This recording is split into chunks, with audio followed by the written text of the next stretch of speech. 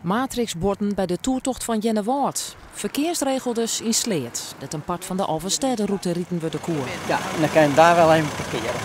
Ja, rij maar even door. Organisaties gaan alles op alles zetten om logistieke problemen vat te komen.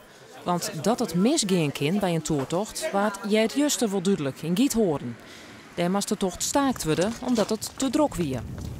In Sleert hebben ze daarop een limiet gesteld. Maximaal 5000 mensen maar je waren op de tocht. Hoe lijkt het met de drukte? Nou, het is aardig druk. Het is gezellig druk. Het gaat mooi. Net te? Nee, tot nu toe nog net. We hebben het redelijk onder controle. Autoverkeer is helemaal goed gegaan. En nou, we zitten op besleerd even een beetje met stempelen. Maar voor de rest gaat het prima. Jongens, is het droog? Ik vind het wel. Ja, als je het zo mag zeggen, kan ik het wel zien. Maar kun je hem een beetje lekker rijden?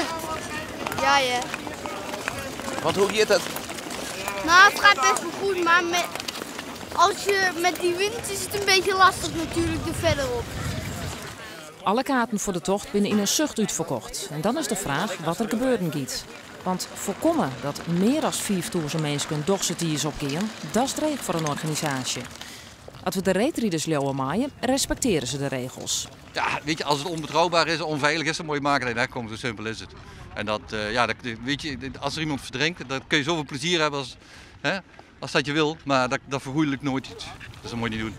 Bij de tocht in natuurgebied de Ezumakeeg bij Anjem is het een stuk rustiger. Begin van de middag ben goed 1200 mensen op het eerste fin. Aan de ene kant kun je zeggen van we gaan voor de fjouwer toe, dus aan de andere kant maar het wel behapbaar blijven.